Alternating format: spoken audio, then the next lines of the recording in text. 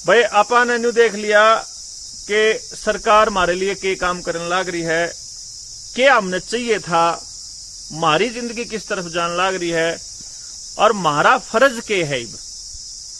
बच्चों कर चल रहा है, जो ठीक तो चल रहा हो, फिर तो ना मेरी जरूरत भाई ना आप लोगों की जरूरत, फिर तो किसी की जरूरत नहीं। जो चल ठीक रहा हो तो, और जो ठीक ना चल रहा हो तो फिर अपन इस बारे में कोशिश करनी पड़ेगी कि वो ठीक क्यों कर चलेगा, क्योंकि अपन वो प्रयास तो अपन करने पड़ेंगे ना। जब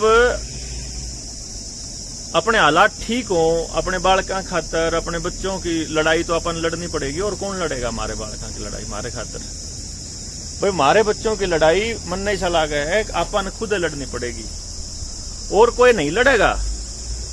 मतलब यो मान के चलो जय इस देश का नेता हमारे खिलाफत हो जाए, जिस देश का नेता जब हमारे खिलाफ हो जाए, फिर आप किसके जाके लागेंगे भाई? किस सबूत जाएंगे? कौन है जो मार पूछेगा? कौन है जो हमारे लिए सवाल उठाओगा? या रेल आ गई,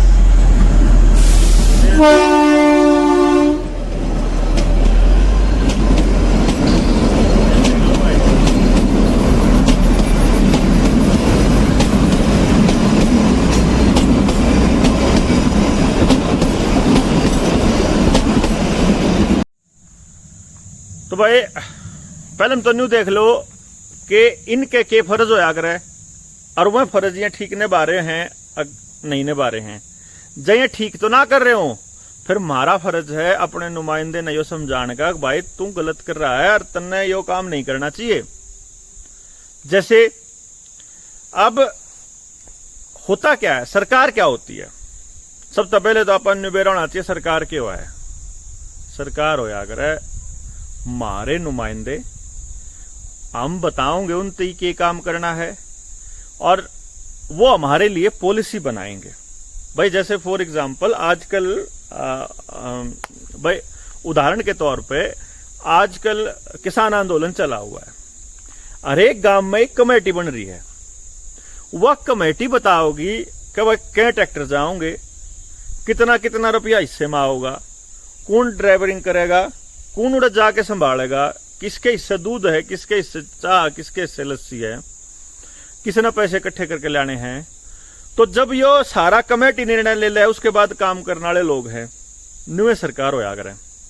सरकार हमारे चुने हुए लोग हैं, जो वे करन लाग रहे हैं उसका यो मतलब है कि हमने बता रखा उन तनु करना है, और जय हुए वो काम ना कर रहे हो जो हमने बता रखा हो, या वो काम कर रहे हो जो हमने ना बता रखा हो, तो हमारा फर्ज है उनने सीधा करना, उन तक बताना कि ना भाई यो काम नहीं चलेगा, यो ड्रामा नहीं चलेगा।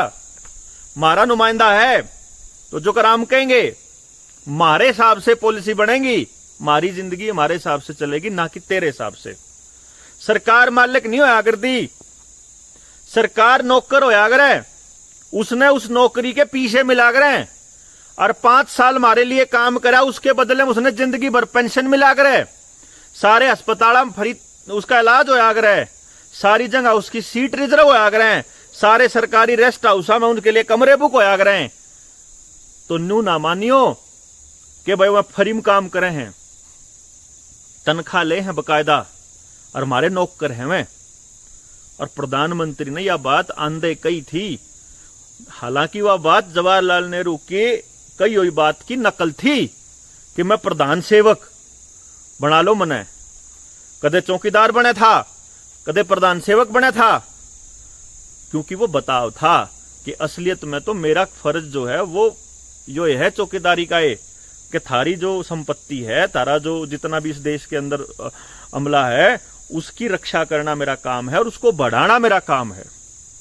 हमारे बालका की जिंदगी को बेहतर बनाना मेरा काम है, उसका प्रधानमंत्री का या जो भी पॉलिसी मेकर है, चाहे मेंबर पंचायत से लेकर के फिर चाहे ग्राम पंचायत है, ब्लॉक समिति है, जिला परिषद है, या विधान परिषद है, विधान सभा है, लोकसभा है, जितने भी जो भी आपके पास ऐसे तंत्र हैं, जो संवैधानिक संस्थाएं हैं, उनका पर्पस है हमारी जिंदगी को बेहतर बनाना।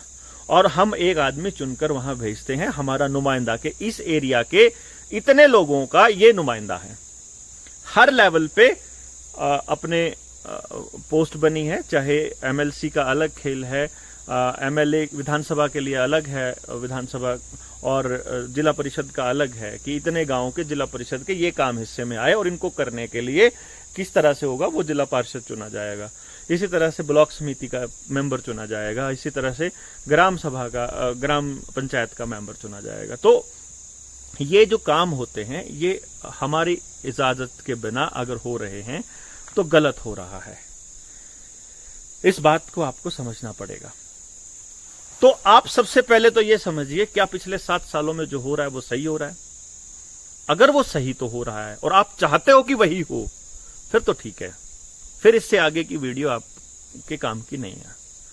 लेकिन आपको यह समझना पड़ेगा कि आपका नेता आपकी बड़ी कॉपी होता है या आप अपने नेता की कॉपी होते हैं। अगर आपका नेता तड़ी पार है, अगर आपका नेता आदमखोर है, अगर आपका नेता ऐसा है जिसकी कुर्सी लाशों के ढेर पे रखी है, तो इसका मतलब आप सैडिस्ट हैं। अगर आपका नेता अच्छे काम करने वाला है, तो आप दुनिया की भलाई चाहते हैं। यकीन करिए, आप यकीन मानिए, आज के वक्त जो आदमी किसी तड़ी पार को अपना आका मानता है, किसी ऐसे आदमी को अपना नेता मानता है जिसकी कुर्सी लाशों के ढेर पर है, वो आदमी अपने आसपास के लोगों को दुखी देख करके बहुत खुश होता होगा। नहीं तो वो जिंदगी में किसी ना किसी के प्रति जहर उगलता ही होगा, चाहे किसी जात वाले के प्रति उगलेगा, चाहे किसी धर्म वाले के प्रति उगलेगा। ये तय है, आप इससे बाहर नहीं जा सकते, क्योंकि आपका नेता आपने चुना ही ये सोच करके है कि आप कैसे हो। आपको ये समझना होगा, क्या आप सचमुच वैसे हो? क्या आप सचमुच वैसे बनना चाहते हो? क्या आप अपनी औलाद को अपने के जैसा देखना चाहते हो, या इसी हालात में जिंदगी गुजारना चाहते हो उसकी, या उससे कुछ बेहतर करवाना चाहते हो? अगर आप चाहते हो कि आपका बच्चा खुशी खुशी रहे, अगर आपका बच्चा शांति से रहे, प्रेम से रहे, अपने आसपास के लोगों के बीच सुरक्षित महसूस करे, अगर आप चाहते हो कि आपका बच्चे के लिए आपको सुरक्षित महसूस हो ये समाज, क्या आप ऐसा चाहते हो कि आपको हर समय इसी बात का डर लगा रहे कि मुझे हो गया तो इस बच्चे का क्या होगा? क्यों हम ऐसे समाज की परिकल्पना नहीं कर सकते?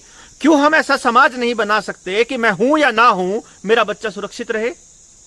कम से कम पीछे से जो भी लोग हों वो कम से कम इसकी रोजी रोटी का इंतजाम तो कर ले।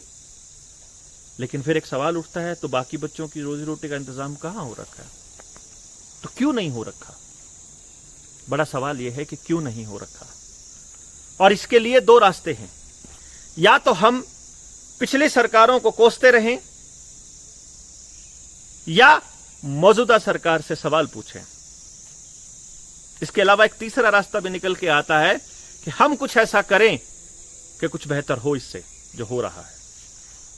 क्योंकि पिछली सरकारों को हम देख चुके हैं, मौजूदा सरकार को 7 साल से देख रहे हैं, और आने वाली सरकार के लिए हमारे पास कोई निश्चित प्लान नहीं है, कोई योजना नहीं है। तो आप क्या चाहते हैं? क्या ये ऐसे जो चल रहा है ऐसे ही चलते रहें, या इस पॉइंट को, इस बिंदु को, या इस कार्यक्रम को, इस घटना को और इस जो हो रहा है इसको समझने की कोशिश करें? आपको समझना बहुत जरूरी है, आप अपना नेता चुनते कैसे हैं, उसके चुनने की प्रक्रिया कैसी है।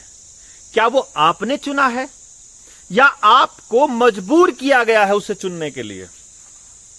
जैसे कुछ डायलॉग्स मैं आपको बताता हूं कि भाई सारे एक जैसे हैं, इससे तो ये बढ़िया है, ये जात का जीतेगा, इस धर्म वाले की ज्यादा वोट है, इसको देके क्यों वोट खराब करनी? वोट खराब करने वाला खेल, जात धर्म के नाम पर वोट देने वाला खेल।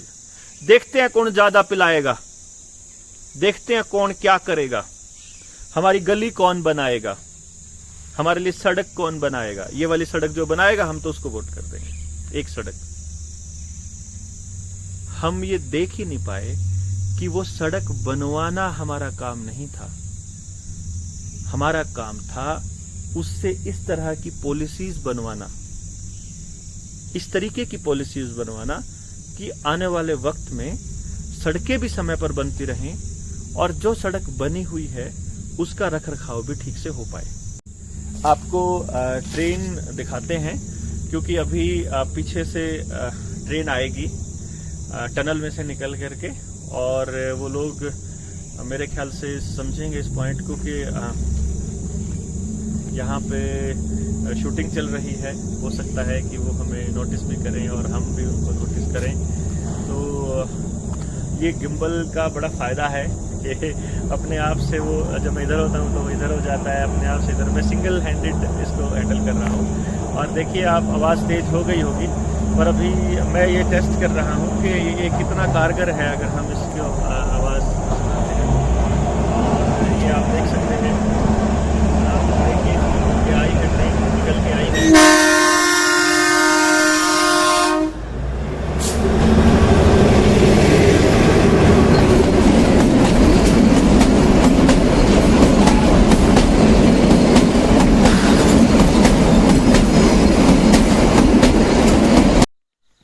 अगर हम अपने नेता से ऐसी पॉलिसी नहीं बनवा पाए कि जिससे आने वाले वक्त में सड़कें बनती रहें, और अगर कोई सड़क खराब हो जाए और उसकी वजह से किसी की मौत हो जाए, किसी को चोट लग जाए, तो उसका मुआवजा भी समय पर मिलता रहे, तो हम एज अ वोटर फेल हुए हैं। अगर हम अपने नेता को, अगर हम अपने प्रतिनिधि को इस बात के लिए मजबूर नहीं कर पाए कि वो हमारे लिए पॉलिसीज बनाए, अगर हम अपने अधिकारी को, किसी अधिकारी को जाकर के हम अपनी सवाल पूछते हैं, हम अपनी समस्या बताते हैं, और वो अधिकारी अगर हमारी बात नहीं मानता है, तो समझिए एक वोटर के तौर पे हम फेल हुए हैं। आप अपनी व्यवस्था को तब तक ठीक नहीं कर सकते जब तक आप इस बात को नहीं मानते कि आप में कहीं ना कहीं छोटी मोटी गलती है या मौजूदा व्यवस्था में कोई ना कोई गलती है। हम ऐसा कैसे कर सकते हैं कि किसी भी आदमी को हमने चुन लिया और चुनने के बाद वो हमारे लिए पॉलिसीज ठीक बनाएगा? हम ये कैसे यकीन कर सकते हैं कि वो आदमी आपके लिए पॉलिसी बनाएगा बिना प्रेशर डाले? और आप ही के बीच में सोसाइटी के अंदर ये बात भी मशहूर है कि बिना रोए तो मां भी दूध नहीं देती। तो फिर आप उसके ऊपर अंधा भरोसा कैसे कर सकते हैं? स्पेशली तब जब वो आपने चुना हो। अपने नुमाइंदे से सवाल तो ज्यादा जोर से पूछना चाहिए अपने को। अपने नुमाइंदे को ऊपर तो हमारा ज्यादा अधिकार होना चाहिए, और अगर वो हमारा फेवरेट है तो और ज्यादा होना चाहिए। तो आप एक वोटर के तौर पे फेल होंगे तो आपका नेता एक नेता के तौर पे 100% फेल होगा। ये आपके ऊपर है कि आप कितने जागरूक सिटीजन हैं, कितने जागरूक नागरिक हैं इस देश के, जिससे आप अपने नेता को टोज पे रख सकें और उसको ये पता हो कि मेरे जो वोटर है वो क्या कहेंगे, मेरे देश की, मेरे समाज के लोग क्या कहेंगे। अगर उसको इस बात का डर नहीं है तो आप एक कमजोर नागरिक हैं, आप एक कमजोर वोटर हैं, और इस कमजोरी का फायदा वो लोग उठाएंगे, भ्रष्टाचार भी करेंगे, आपके ऊपर जुल्म भी करेंगे, आपकी जिंदगी को बदतर बनाएंगे, आपके बच्चों को शिक्षा भी नहीं देंगे, आपके बच्चों को नौकरी भी नहीं मिलेगी, रोजगार भी नहीं मिलेगा, आपके बच्चों को सुरक्षा भी नहीं मिलेगी, और आप इस सब में उससे सवाल भी नहीं पूछ पाएंगे, क्योंकि वो आपको इतना कमजोर कर देगा कि आप सवाल पूछने की हालत में ही नहीं आएंगे। आपके ऊपर है आप कितना मजबूत होकर के लड़ते हो। चंद लोग हैं, चंद लोग, 600 लोग होंगे ना। एक आदमी की सुरक्षा में 100 लोग हो सकते हैं, 200 लोग हो सकते हैं। 600 गुना 100 कितना करोगे? 60,000 करोगे ना। कितनी पॉपुलेशन होगी इस देश की, और उसमें से 135 करोड़ की पॉपुलेशन या 138 करोड़ की पॉपुलेशन लेते हैं, उसमें से नौकरी कितने लोगों को मिली हुई है? 2 से 5%। सरकारी लगा लो, प्राइवेट, टोटल मिला करके इतने लोगों को नौकरी मिली हुई है। ऑर्गेनाइज्ड जो जॉब हम कहते हैं, उसमें से सुरक्षा एजेंसीज के पास कितनी नौकरियां हैं? चंद नौकरियां। आपका थाना, आप चले जाइए, अगर मैं अपने एग्जाम्पल लूं, मेरा थाना असंध पड़ता है, तो असंध थाने के अंदर 5, 6, 7 चौकियां होंगी। एक चौकी में 10 या 20 लोगों की ड्यूटी होगी। असंध थाने में 100 लोगों की होगी, तो 200 लोगों की होगी। तो ये मान के चलिए कि 200 और 60, 70 यानी कि 300 लोग बस। पॉपुलेशन कितनी है? 1.25 लाख तो वोटर हैं सिर्फ। यानी कि अगर मेरे हलके का आदमी खड़ा हो जाए सड़कों पर, तो मेरा असंध के अंदर आने वाले, थाने के अंदर आने वाले एक सारे के सारे कर्मचारियों से वो रुकने वाले नहीं है। और अगर हर हलके में लोग खड़े हो जाएं, तो ऐसा भी नहीं हो सकता कि करनाल वालों को वो हिसार बुला ले और हिसार वालों को वो करनाल बुला ले। फिर आपके लिए वही लोग रह जाएंगे जो आपके थाने में है। अगर हम पूरे हरियाणा के अंदर आंदोलन कर दें और पूरे देश में कर दें, तो पैरामिलिट्री फोर्सेस भी बुला लेंगी, सेना भी बुला लेंगे, जो मर्जी चीज करें उनका बुला लेंगे। कहां तक रोक पाएंगे? कितनी गोलियां होंगी इनके पास? 135 करोड़ गोलियां होंगी क्या? हम 3 करोड़ कर्मचारी मान लेते हैं सुरक्षा एजेंसियों के अंदर, 138 करोड़ में से, तो 135 करोड़ लोगों को मार देंगे क्या ये गोलियां से? अगर कल को हम खड़े हो जाते हैं, कल को हम अपनी मांगे मांगते हैं और हम कहते हैं कि हम अपना बलिदान देने के लिए तैयार हैं, हम अपनी आहुति देने के लिए तैयार हैं, तो क्या ये हमको मरवा देंगे?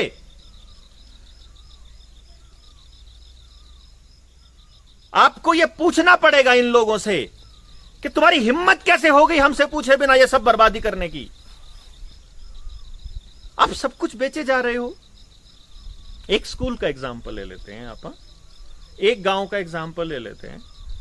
4000 की जनसंख्या वाला गांव, अगर 4 या 5 स्कूलों में उस गांव के बच्चे जाते हैं, आप देख लीजिएगा इतने ही जाते हैं। मतलब आपके जो बच्चे हैं, वो जो मोटी फीस देने वाले जो बच्चे हैं, वो बाहर जाते हैं तो 4-5 स्कूलों में ही जाते हैं। 10 स्कूलों में मान लेते हैं अपन, करीब करीब 50 लाख रुपया महीने का हम फीस के तौर पे उन स्कूल के मालिकों को मतलब अर्पण कर देते हैं ऐसे। और बदले में हमें क्या मिलता है? बच्चे को रट्टे वाली एजुकेशन, मां बाप के ऊपर प्रेशर, जिंदगी के लिए कोई तैयार करता हो प्राइवेट स्कूल, किसी भी तरह से हम लोगों को कुछ भी ऐसा मिलता हो जिससे हमें यह पता लगे कि मेरा बच्चा उस स्कूल में पढ़ता है, कितना कॉन्फिडेंट है, कितना आत्मविश्वास है उस बच्चे में, उसके पास क्या स्किल है, क्या वो समाज के अंदर हो रही गलत या सही चीजों का अवलोकन कर सकता है, क्या वो उनके ऊपर बोल सकता है, और अगर वो बोलने में नाकाम है तो लानत है ऐसे स्कूलों के ऊपर। और रियल में मैं लानत भेजता हूं उन लोगों को भी जो इसके लिए होड़ बजाते हैं कि मेरा बच्चा महंगे स्कूल में पढ़ता है और मेरा बच्चा सस्ते स्कूल में पढ़ता है। वो इस बात के लिए लड़ते हैं कि महंगा सस्ता क्या है, अच्छा भरा बुरा क्या है। उनको यह भी नहीं पता है कि वो अपने बच्चे को कैसे स्कूल में भेजना चाहते हैं, क्योंकि किसी स्कूल के अंदर कभी भी इंसान बनाने की बातचीत नहीं होती है, उसको जिंदगी के लिए तैयार करने की बात नहीं होती है। रट्टा रट्टा रट्टा, याद कर लो, पेपर दे दो, एग्जाम दे दो। एक ही गांव के अंदर 4-4 गांव बना रखे हैं हमने। एक गांव है जो सरकारी स्कूल में पढ़ता है, एक गांव है जो गांव के ही प्राइवेट स्कूल में पढ़ता है, एक गांव है जो पड़ोस के प्राइवेट स्कूलों में पढ़ता है, पड़ोस के गांव के प्राइवेट स्कूलों में, और चौथा गांव है जो बड़े एलीट स्कूलों में पढ़ता है। एक छोटा सा और मोहल्ला है जो कहीं हॉस्टल के अंदर बड़े महंगे स्कूलों में पढ़ता है। वो जो बच्चा सरकारी स्कूल में पढ़ता है, उस बच्चे को नहीं मालूम है कि अमीर जिंदगी कैसी होती है, उनको किस तरह की समस्याएं होती हैं, वो कैसे आदमी होते हैं, वो क्या खाते हैं, कैसे रहते हैं, क्यों अमीर बने हैं, कैसे बने हैं, उसको नहीं मालूम है। उसको सिर्फ इतना पता है कि पैसा चाहिए होता है अमीरी के लिए। वो जो अमीर का बच्चा है, जो सुबह 6 बजे उठते ही अपने स्कूल बस के लिए तैयार होना शुरू करता है और शाम को 6 बजे आता है, उस बच्चे को भी नहीं पता समाज के कौन से हिस्से के क्या प्रॉब्लम्स हैं, कौन सी दिक्कतों का सामना करना पड़ रहा है, उस गरीब आदमी को उसे नहीं पता। हम जब छोटे थे, मैं अगर 80 के दशक की बात करूं, इवन 90 के दशक की भी अगर मैं बात करूं, तो भी हम लोग सरकारी स्कूलों में पढ़े हैं। हमारे गांव के सबसे गरीब आदमी का बच्चा भी वहीं पढ़ रहा है और सबसे अमीर आदमी का बच्चा भी वहीं पढ़ रहा है। किसी के पास पैसे ज्यादा हैं, किसी का ठीक ठाक जुगाड़ है, तो वो अपने गांव के लिए, उस सरकारी स्कूल के लिए, अपनी माँ की याद में, अपने बाप की याद में, अपनी वाइफ की याद में वो कोई कमरा बना देता है, तो गांव का कमरा चल पड़ता है, तो दूसरे बच्चों के वो काम आ जाता है। उसे इससे अच्छा पुण्य का काम कोई नहीं हो सकता था। मौजूदा सरकार ने एक फरमान जारी किया है, आपके बच्चे के लिए बना हुआ स्कूल जो कभी हमारे किसी पूर्वज ने दान में दिया था, या गांव की पंचायत ने शामलात भूमि में से काट करके दिया था, जो पहले सरकार, जो पंचायत के नाम हुआ करता था, जो ग्राम पंचायत ने दिया था बच्चों को पढ़ने के लिए, वो स्कूल सरकार अपने नाम करवा चुकी है, उसकी रजिस्ट्री हो चुकी है। और अब एक फरमान आया है, अपने स्कूलों को जो एसएमसी के खाते हैं उनको बेच दो, क्योंकि पहले एक षड्यंत्र के तहत उन लोगों को स्कूलों से दफा किया गया जिनकी थोड़ी बहुत पहुंच थी, जिनमें थोड़ी बहुत अक्ल थी, जिनका थोड़ा बहुत पैसे की हैसियत थी। उनको उस गांव के स्कूल से काटा गया, क्योंकि वो, उनके बच्चे अगर उस स्कूल में पढ़ रहे होते तो वो कभी इन स्कूलों को बिकने नहीं देते। आज गरीब और अनपढ़ लोगों के बच्चे उन स्कूलों में पढ़ते हैं, तो आज ये लाखों करोड़ों की प्रॉपर्टी, मैंने एक पोस्ट लिखी थी जिसके अंदर मैंने पूरा कैलकुलेट किया था कि पर एकड़ के हिसाब से अगर इतने लाख की जमीन 1 एकड़ के हिसाब से मानी जाए, तो स्कूलों की जमीन कितने लाख एकड़ की है जिसको बेचने जा रही है सरकार। ये सिर्फ एक स्कूल की बात कर रहा हूं। जमीन तो बेचेगी, बिल्डिंग तो बिकेगी ही बिकेगी। आपकी सोसाइटी के अंदर सिर्फ वो बच्चे पढ़ेंगे जिनके बहुत पैसे वाले लोग हैं, बहुत पैसे वाले, क्योंकि एमबीबीएस की पढ़ाई, जिस पढ़ाई का खर्चा 2 लाख होता था, वो 20 लाख रुपए है।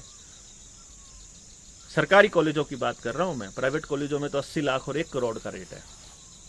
जो मैं बात आपको बता रहा था कि 50 लाख रुपया महीना आप उस प्राइवेट स्कूल को दे रहे हो, उस स्कूल का मालिक, प्राइवेट स्कूल का मालिक आप ही के बच्चों का शोषण करता है। जो बच्चे वहां पढ़ाने जाते हैं, जो नौकरी करने जाते हैं, अपनी कोठियां बनाता होता है, जबकि वहां यह साफ साफ लिखा हुआ है कानून के अंदर कि सोसाइटी का पैसा अपने पर्सनल इस्तेमाल के लिए नहीं कर सकता वो यूज, लेकिन उसकी गाड़ियां सोसाइटी के नाम होती हैं, उसके घर, उसके बिल कटते हैं, मतलब ईंट के और बजरी रेत के स्कूल के नाम पे, और उसका घर बन रहा होता है कहीं और ही। हमें लगता है स्कूल बहुत प्रॉफिट का धंधा है, तो सभी स्कूल खोल लो। स्कूल के नाम पे दे क्या रहे हैं हम लोग अपने बच्चों को? बर्बादी के अलावा हमने कुछ दिया ही नहीं आज तक, प्राइवेट स्कूल ने स्पेशली। इसीलिए स्कूल शिक्षा को सर्विस माना गया, और यही कारण है कि सरकार की यह नियति है कि गरीब का बच्चा ना पढ़ पाए। क्योंकि अगर आप पढ़े लिखे होंगे, आज मैं आपके सामने खड़ा हूं तो उसका एक कारण है कि मेरे अंदर इतनी समझ है कि मैं एक कदम से यह पहचान लेता हूं कि अब ये किस तरफ जाने वाले हैं। मैं आज का नहीं बोल रहा हूं, 2012 में बोलना शुरू किया था, 11-12 में निर्भया कांड के बाद हमने बोलना शुरू की, ज्यादा स्ट्रांगली हमने तब शुरू किया था। अन्ना आंदोलन के दौरान हम लोग गए और आंदोलन में खूब हिस्सा लिया, अपनी तरफ से बसें भेजता था मैं, उस टाइम कोचिंग प्रोवाइड करता था चंडीगढ़ के अंदर। तो उस टाइम पे भी हम लोग बहुत मेहनत करके और जितनी अपने हैसियत होती थी उससे ज़्यादा हम लोग अपना कंट्रीब्यूशन दिया करते थे। 2012 की मेरी पोस्ट अभी आई थी अगस्त 2021 के अंदर मेरे सामने कि 9 साल पहले तुम ऐसे बोला करते थे। 9 साल पहले मैंने सपना देखा था कि इस देश का प्रधानमंत्री बने नरेंद्र मोदी, और इस देश का वित्त मंत्री बने अरविंद केजरीवाल, और इसका गृह मंत्री बने किरण बेदी। वो एक फ़ोटो उस टाइम पे वायरल हुआ था, सोशल मीडिया का खेल था वो। हमें उस टाइम नहीं समझ आता था तो हमारे सामने आया, लेकिन हम भी चाहते थे कि नरेंद्र मोदी प्रधानमंत्री बने। 2014 तक मेहनत भी की, कांग्रेस को खुद बदनाम भी किया। 14 में जैसे ही प्रधानमंत्री नरेंद्र मोदी बने, अपनी पहली ही कैबिनेट में जब उन्होंने पहला फरमान सुनाया कि स्मृति ईरानी को शिक्षा मंत्री बनाया, मैं तभी समझ गया था कि इस बंदे की नीयत इस देश को बर्बाद करने की है। अब ये कुछ भी नहीं छोड़ने वाला है। जिस आदमी की नज़र शिक्षा को बर्बाद करने पर पड़ जाए, वो आदमी सवाल ही पैदा नहीं होता कि आपके बच्चों के लिए कुछ भी कर देगा। और मैंने उसी दिन से खिलाफत में लिखना शुरू किया था। तब मुझे लोग बहुत नेगेटिव इंसान बोलते थे कि बहुत नेगेटिव लिखता है यार, एक तो प्रधानमंत्री मिला है। और मैं ये कहता था कि बिना शिक्षा का मतलब बेहतरी किए आप एक बेहतर प्रधानमंत्री नहीं बन सकते। लेकिन जो भी है, उस वक्त अन्ना के आंदोलन की सच्चाई आपको बताता हूं। वो इसलिए ज़रूरी है बताना कि आपको ये खेल समझ में आना बहुत ज़रूरी है। आपको ये राजनीति का खेल समझ में नहीं आएगा तो आप फिर लुटते रहेंगे, फिर पिसते रहेंगे, आपको कोई भी आके बेवकूफ़ बना जाएगा और आप अपने बच्चों की ज़िंदगी की बेहतरी के लिए कुछ भी नहीं कर पाएंगे, कुछ भी नहीं। मतलब ये समझना बहुत ज़रूरी है। आपको एक बार ABC आ जाए राजनीति की तो आप फिर PhD कर जाएंगे। लेकिन अभी तक आपको ABC भी नहीं समझ में आएगी, इनका खेल आपको समझ में नहीं आएगा कि ये सबको पता है, ये मालूम है सबको कि ये सब एक थाली के चट्टे बट्टे हैं। ये सबको पता है कि ये अंदर खाते एक दूसरे से मिले हुए हैं। ये भी सबको पता है कि जब कोई इनके ऊपर कुछ आंच आएगी तो ये एक दूसरे के साथ देंगे। लेकिन ये नहीं पता कि ये कैसे देते हैं, ये खेल कैसे चलता है। तो मैं आज आपको थोड़ा सा खेल समझाने की कोशिश करता हूं और फिर इस खेल से आगे क्या होता है फिर मैं वो एक एक चीज बताऊंगा और फिर आप इसका अंदाजा लगाइएगा कि करना क्या है। स्वामी विवेकानंद फाउंडेशन अजीत डोवाल की फाउंडेशन है। वो मीटिंग बुलाती है कुछ लोगों की, जिसमें स्वामी अग्निवेश भी होते हैं, जिसमें अरविंद केजरीवाल भी होता है, जिसके अंदर किरण बेदी भी होती है और रामदेव का नुमाइंदा भी होता है। और ऐसे करके बहुत सारे एक्टिविस्ट, जितने भी एक्टिविस्ट उस टाइम पे समाज के थे, उन सबको एक प्लेटफॉर्म पे इकट्ठा किया जाता है। उनको बोला जाता है कि आप ये जो राइट टू एजुकेशन जो अरविंद केजरीवाल लेकर के आए थे, और उस वक्त एक चेहरा भी थे, बहुत बड़ा चेहरा थे, क्योंकि उनको रमन मैग्सेसे अवार्ड भी मिला था, जिसको एशिया का नोबेल प्राइज भी बोलते हैं। और राइट टू एजुकेशन वाले कानून बनने में जो उनकी भूमिका थी, उसके लिए उनको रमन मैग्सेसे अवार्ड मिला था। तो उनको इकट्ठा करके वो ये लोग बोलते हैं कि आप आंदोलन शुरू करिए और हम उसमें आपका साथ देते हैं। अजीत डोवाल आज के टाइम में NSA है, नरेंद्र मोदी का राइट हैंड है। संघ ने पैसा, फंडिंग और आदमी देने का वादा कर लिया। रामदेव ने आदमी जुटाए, अग्निवेश ने आदमी जुटाए, आर्य समाज ने आदमी जुटाए, बीजेपी ने आदमी जुटाए, जिनको एक अन्ना मूवमेंट का रूप दे दिया गया। पहले यह आंदोलन अरविंद केजरीवाल और किरण बेदी जैसे हाथों में था। मनीष सिसोदिया अरविंद के साथ ही रहते थे। कुमार विश्वास मनीष सिसोदिया के क्लासमेट रहे हैं। पहले कभी मतलब एक स्कूल में पढ़ते थे। क्लासमेट है कि छोटे बड़े हैं आई डोंट नो, लेकिन कुमार कई बार बोलते हैं कि छोटा है मेरे से मनीष। तो एनी हाउ, कुमार विश्वास और किरण बेदी की ड्यूटी लगाई जाती है अन्ना हजारे को लेकर आने के लिए रालेगन सिद्धि से, क्योंकि उसी दौरान महाराष्ट्र सरकार के अंदर 2 मंत्रियों की कुर्सी रालेगन अन्ना जी खा गए थे। 2 मंत्रियों भ्रष्टाचार का आरोप लगा और उसमें अन्ना हजारे ने उसके ऊपर अपना मतलब अनशन किया था विधानसभा के बाहर, और उनके 2 मंत्रियों को इस्तीफा देना पड़ा था। तो वो उस वक्त वहाँ का एक अच्छा चेहरा थे, उनके ऊपर कोई आरोप भी नहीं था, बेदाग चेहरा था। तो इसका इस्तेमाल इन लोगों ने करने के लिए अन्ना जी को ये लेकर के आए। पूरा गेम प्लान किसका था, फंडिंग कहाँ से आ रही थी, चेहरा कौन थे और किसको चेहरा बनाया गया, ये बात समझिएगा। अडानी का पैसा नरेंद्र मोदी को प्रधानमंत्री बनाने के लिए लगना था, तो सारे चैनलों को लाखों करोड़ रुपया बांटा गया था, छोटे से छोटे, बड़े से बड़े चैनल के लिए। नरेंद्र मोदी अमेरिका की एजेंसी को हायर करता है, उस एजेंसी का मालिक बनता है, यहां रिप्रेजेंटेटिव बनता है प्रशांत किशोर और उसकी टीम।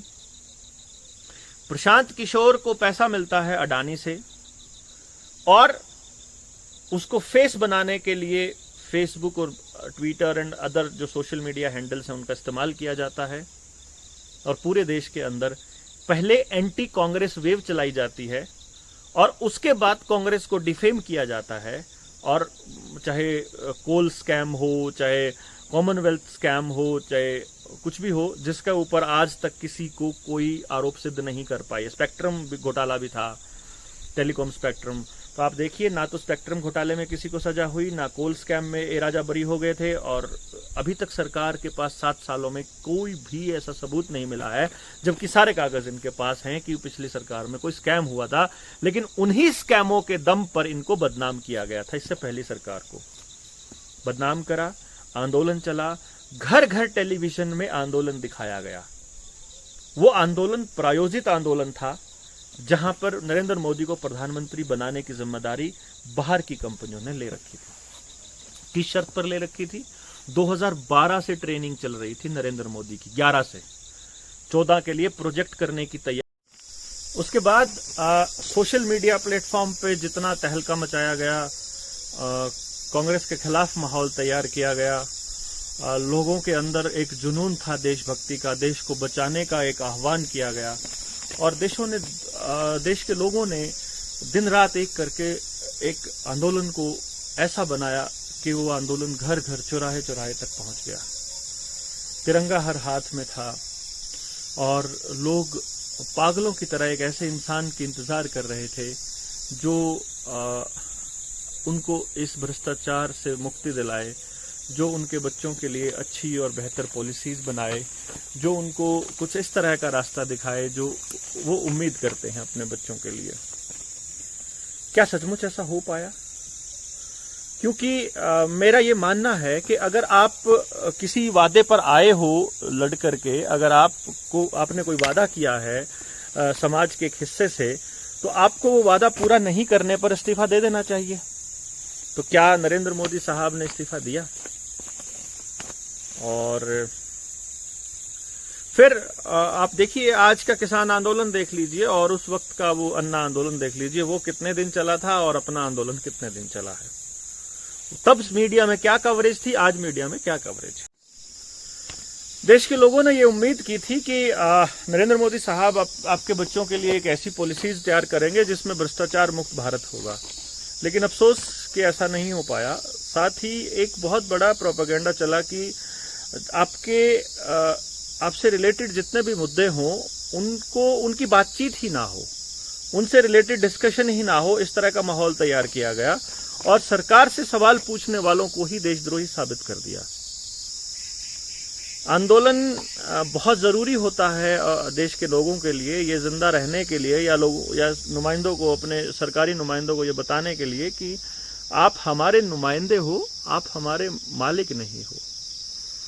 मैं जो आपको बात बता रहा था कि अरविंद केजरीवाल और जब मनीष सिसोदिया जब इस आंदोलन के अंदर आगे बढ़ते हैं और बाद में अन्ना जी से पूछा गया कि आप चुनाव प्रक्रिया में हिस्सा लेंगे कि नहीं लेंगे, तो अरविंद केजरीवाल का ये मत था कि बिना गंदगी में उतरे नहीं साफ किया जा सकता और अन्ना जी का ये मत था कि नहीं, हमें बाहर से रह करके ही इस मूवमेंट को चलाना चाहिए और हमें एक सिविल सोसाइटी के तौर पे काम करना चाहिए।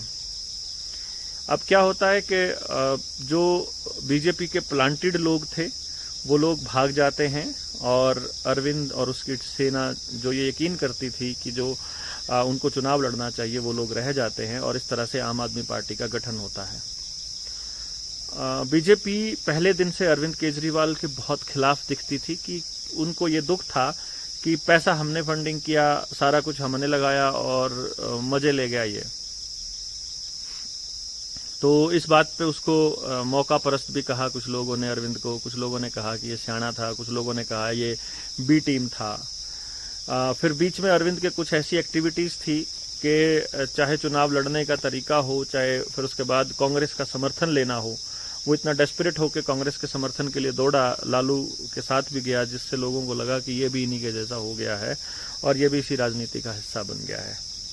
तब भी मैं अरविंद के साथ था। मैं इस बात में यकीन करता था कि अरविंद केजरीवाल के लिए वो डिसाइड करना कि उसे किसका समर्थन लेना चाहिए या नहीं लेना चाहिए एक बहुत बड़ा विषय था, और ये उस वक्त का सबसे डेस्परेट मतलब डिसीजन हो सकता है अरविंद केजरीवाल का, जब वो ये कह रहा है कि हम समर्थन लेने को और देने को तैयार हैं जो भी शख्स नरेंद्र मोदी को हरा रहा है।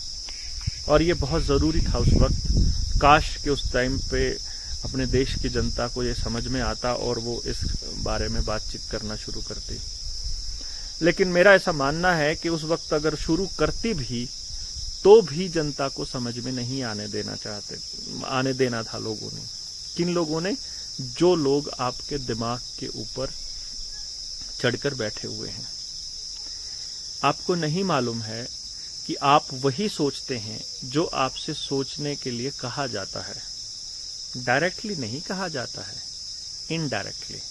याद करिए, आपसे कोई पूछे क्या चल रहा है तो आपका क्या जवाब होता है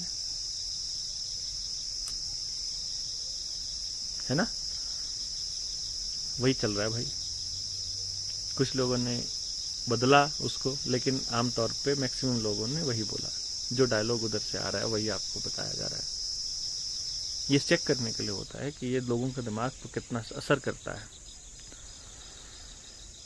एडवर्टीजमेंट क्यों चलती है इतनी ज्यादा बार? क्यों बार बार दिखाना पड़ता है? क्यों ऐसा होता है कि आप गूगल पे एक वर्ड सर्च करते हो और फिर उसके बाद फेसबुक पे और ट्विटर पे और इंस्टाग्राम पे और गूगल पे आपके सामने उसी तरह की चीज़ों की एडवर्टाइजमेंट आने लग जाती है। आप शू लिख दीजिए, लेदर शू, आप फेसबुक खोलिए, आपको वहां पे लेदर शू मिलेगा। ऐसा कैसे? वो इतने इंटेलिजेंट है कि आपके एक क्लिक को भी समझते हैं। आर्टिफिशियल इंटेलिजेंस इतने बड़े लेवल पे काम कर रही है कि आप क्या सोचते हैं, आपको क्या चाहिए, आपको किस तरह से उलझा के रखना है। फलाने ने फलाने को पेला, ऐसे करके इस टाइप के तो वीडियोस आपके सामने रोज आते हैं ना, रेगुलर है। अडल्ट लोग देख रहे हैं मेरी वीडियो को या बाकी लोग देख रहे हैं, मैं इस बात का मतलब समझते हैं ना आप लोग। क्यों भाग रहे हो सच्चाई से? क्यों भागे?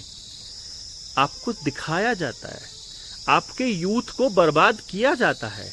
दिन में 2 घंटे इस तरह की सीरियल्स देखने से एक तो गूगल वालों को पता चल रहा है कि ये वेला बंदा है, दूसरा उसको पता लग जाता है कि इसका इंटरेस्ट इस तरह की चीजों में है। फिर काहे को देश निर्माण की बात करेंगे भाई? क्या जरूरत पड़ी है? उसी यूथ के पास ऐसे लोगों को भी तो भेज, उनका फोन नंबर सब अवेलेबल होता है, गूगल पे, व्हाट्सएप पे, फेसबुक पे कनेक्ट हो जाते हैं। अपने आप आपको नशे की डिलीवरी भी मिलनी शुरू हो जाएगी, अपने आप आपको एस्कॉर्ट सर्विसेज मिलनी शुरू हो जाएंगी, अपने आप सब कुछ मिलना शुरू हो जाएगा। तो ये एक बड़ा खेल है, आपको समझ में आना चाहिए। भाई आपा ने न्यू देख लिया कि सरकार हमारे लिए के काम करने लग रही है, क्या हमने चाहिए था, हमारी जिंदगी किस तरफ जाने लग रही है और हमारा फर्ज के है। बच्चों कर चल रहा है जो ठीक तो चल रहा हो, फिर तो ना मेरी जरूरत भाई ना आप लोगों की जरूरत, फिर तो किसी की जरूरत नहीं।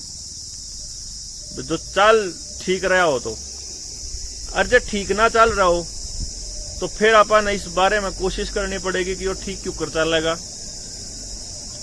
क्योंकि अपन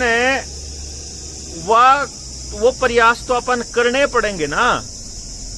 जब अपने हालात ठीक हो, अपने बालका खातर, अपने बच्चों की लड़ाई तो अपन लड़नी पड़ेगी। और कौन लड़ेगा हमारे बालका की लड़ाई हमारे खातर? भाई हमारे बच्चों की लड़ाई मन नहीं चला गया है, अपन खुद लड़नी पड़ेगी और कोई नहीं लड़ेगा। मतलब ये मान के चलो जय इस देश का नेता हमारे खिलाफत हो जाए, जिस देश का नेता जब हमारे खिलाफ हो जाए, फिर आप किसके जाके लागेंगे भाई? किस तो पूछ जाएंगे? कौन है जो मार तो पूछेगा? कौन है जो हमारे लिए सवाल उठाओगा? या रेल आ गई,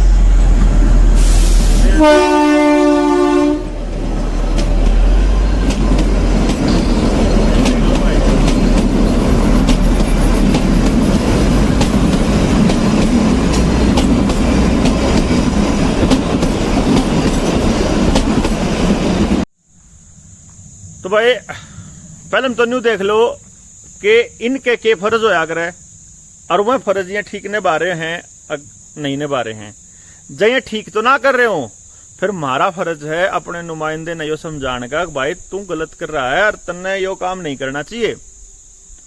जैसे अब होता क्या है, सरकार क्या होती है, सबसे पहले तो अपन निबेरा होना चाहिए सरकार क्या है।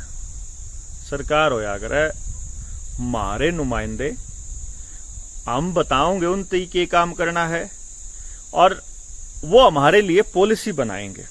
भाई जैसे फॉर एग्जांपल आजकल भाई उदाहरण के तौर पे आजकल किसान आंदोलन चला हुआ है। हर एक गांव में एक कमेटी बन रही है। वह कमेटी बताओगी कि भाई क्या ट्रैक्टर जाओगे, कितना कितना रुपया हिस्से में आओगा, कौन ड्राइवरिंग करेगा, कौन उड़ा जाके संभालेगा, किसके हिस्से दूध है, किसके हिस्से चाह, किसके हिस्से लस्सी है, किसने पैसे इकट्ठे करके लाने हैं। तो जब यो सारा कमेटी निर्णय ले ले उसके बाद काम करने वाले लोग हैं, न्यू सरकार होया करें। सरकार मारे चुने हुए लोग हैं, जो वे करन लाग रहे हैं उसका यो मतलब है कि हमने बता रखा उन तनु करन ने, और जय हुए वो काम ना कर रहे हो जो हमने बता रखा हो, या वो काम कर रहे हो जो हमने ना बता रखा हो, तो हमारा फर्ज है उनने सीधा करना, उन तक बताना कि ना भाई यो काम नहीं चलेगा, यो ड्रामा नहीं चलेगा। हमारा नुमाइंदा है तो जो कराम कहेंगे हमारे हिसाब से पॉलिसी बनेगी, हमारी जिंदगी हमारे हिसाब से चलेगी, ना कि तेरे हिसाब से। सरकार मालिक नहीं होया करती, सरकार नौकर होया करे, उसने उस नौकरी के पीछे मिला करे और 5 साल हमारे लिए काम करा, उसके बदले में उसने जिंदगी भर पेंशन मिला करे, सारे अस्पताल में फ्री उसका इलाज होया करे, सारी जगह उसकी सीट रिजर्व होया करे, सारे सरकारी रेस्ट हाउस में उनके लिए कमरे बुक होया करे। तो न्यू ना मानियो कि भाई वह फ्री काम करे हैं, तनख्वाह ले हैं बकायदा और हमारे नौकर हैं वे। और प्रधानमंत्री ने यह बात आंदे कही थी, हालांकि वह बात जवाहरलाल नेहरू की कही हुई बात की नकल थी कि मैं प्रधान सेवक बना लो मने। कदे चौकीदार बने था, कदे प्रधान सेवक बने था, क्योंकि वो बताव था कि असलियत में तो मेरा फर्ज जो है वो जो है चौकीदारी का है कि थारी जो संपत्ति है, तारा जो जितना भी इस देश के अंदर अमला है उसकी रक्षा करना मेरा काम है और उसको बढ़ाना मेरा काम है। हमारे बालका की जिंदगी को बेहतर बनाना मेरा काम है, उसका प्रधानमंत्री का या जो भी पॉलिसी मेकर है, चाहे मेंबर पंचायत से लेकर के फिर चाहे ग्राम पंचायत है, ब्लॉक समिति है, जिला परिषद है या विधान परिषद है, विधान सभा है, लोकसभा है, जितने भी जो भी आपके पास ऐसे तंत्र हैं जो संवैधानिक संस्थाएं हैं, उनका पर्पस है हमारी जिंदगी को बेहतर बनाना। और हम एक आदमी चुनकर वहां भेजते हैं, हमारा नुमाइंदा के इस एरिया के इतने लोगों का ये नुमाइंदा है। हर लेवल पे अपने पोस्ट बनी है, चाहे एमएलसी का अलग खेल है, एमएलए विधानसभा के लिए अलग है विधानसभा, और जिला परिषद का अलग है कि इतने गांवों के जिला परिषद के ये काम हिस्से में आए और इनको करने के लिए किस तरह से होगा वो जिला पार्षद चुना जाएगा, इसी तरह से ब्लॉक समिति का मेंबर चुना जाएगा, इसी तरह से ग्राम सभा का ग्राम पंचायत का मेंबर चुना जाएगा। तो ये जो काम होते हैं ये हमारी इजाजत के बिना अगर हो रहे हैं तो गलत हो रहा है, इस बात को आपको समझना पड़ेगा। तो आप सबसे पहले तो ये समझिए क्या पिछले 7 सालों में जो हो रहा है वो सही हो रहा है? अगर वो सही तो हो रहा है और आप चाहते हो कि वही हो फिर तो ठीक है, फिर इससे आगे की वीडियो आपके काम की नहीं है। लेकिन आपको यह समझना पड़ेगा कि आपका नेता आपकी बड़ी कॉपी होता है या आप अपने नेता की कॉपी होते हैं। अगर आपका नेता तड़ी पार है, अगर आपका नेता आदमखोर है, अगर आपका नेता ऐसा है जिसकी कुर्सी लाशों के ढेर पे रखी है, तो इसका मतलब आप सैडिस्ट हैं। अगर आपका नेता अच्छे काम करने वाला है तो आप दुनिया की भलाई चाहते हैं। यकीन करिए, आप यकीन मानिए, आज के वक्त जो आदमी किसी तड़ी पार को अपना आका मानता है, किसी ऐसे आदमी को अपना नेता मानता है जिसकी कुर्सी लाशों के ढेर पर है, वो आदमी अपने आसपास के लोगों को दुखी देख करके बहुत खुश होता होगा। नहीं तो वो जिंदगी में किसी ना किसी के प्रति जहर उगलता ही होगा, चाहे किसी जात वाले के प्रति उगलेगा, चाहे किसी धर्म वाले के प्रति उगलेगा। ये तय है, आप इससे बाहर नहीं जा सकते, क्योंकि आपका नेता आपने चुना ही ये सोच करके है कि आप कैसे हो। आपको ये समझना होगा, क्या आप सचमुच वैसे हो? क्या आप सचमुच वैसे बनना चाहते हो? क्या आप अपनी औलाद को अपने के जैसा देखना चाहते हो, या इसी हालात में जिंदगी गुजारना चाहते हो उसकी, या उससे कुछ बेहतर करवाना चाहते हो? अगर आप चाहते हो कि आपका बच्चा खुशी खुशी रहे, अगर आपका बच्चा शांति से रहे, प्रेम से रहे, अपने आसपास के लोगों के बीच सुरक्षित महसूस करे, अगर आप चाहते हो कि आपका बच्चे के लिए आपको सुरक्षित महसूस हो ये समाज, क्या आप ऐसा चाहते हो कि आपको हर समय इसी बात का डर लगा रहे कि मुझे हो गया तो इस बच्चे का क्या होगा? क्यों हम ऐसे समाज की परिकल्पना नहीं कर सकते? क्यों हम ऐसा समाज नहीं बना सकते कि मैं हूं या ना हूं, मेरा बच्चा सुरक्षित रहे? कम से कम पीछे से जो भी लोग हों वो कम से कम इसकी रोटी का, रोजी रोटी का इंतजाम तो कर ले। लेकिन फिर एक सवाल उठता है, तो बाकी बच्चों की रोजी रोटी का इंतजाम कहां हो रखा है? तो क्यों नहीं हो रखा? बड़ा सवाल यह है कि क्यों नहीं हो रखा। और इसके लिए दो रास्ते हैं, या तो हम पिछली सरकारों को कोसते रहें, या मौजूदा सरकार से सवाल पूछें। इसके अलावा एक तीसरा रास्ता भी निकल के आता है कि हम कुछ ऐसा करें कि कुछ बेहतर हो इससे जो हो रहा है। क्योंकि पिछली सरकारों को हम देख चुके हैं, मौजूदा सरकार को 7 साल से देख रहे हैं, और आने वाली सरकार के लिए हमारे पास कोई निश्चित प्लान नहीं है, कोई योजना नहीं है। तो आप क्या चाहते हैं? क्या ये ऐसे जो चल रहा है ऐसे ही चलते रहें, या इस पॉइंट को, इस बिंदु को, या इस कार्यक्रम को, इस घटना को और इस जो हो रहा है इसको समझने की कोशिश करें? आपको समझना बहुत जरूरी है, आप अपना नेता चुनते कैसे हैं, उसके चुनने की प्रक्रिया कैसी है। क्या वो आपने चुना है या आपको मजबूर किया गया है उसे चुनने के लिए? जैसे कुछ डायलॉग्स मैं आपको बताता हूं कि भाई सारे एक जैसे हैं, इससे तो ये बढ़िया है, ये जात का जीतेगा, इस धर्म वाले की ज्यादा वोट है, इसको देके क्यों वोट खराब करनी? वोट खराब करने वाला खेल, जात धर्म के नाम पर वोट देने वाला खेल।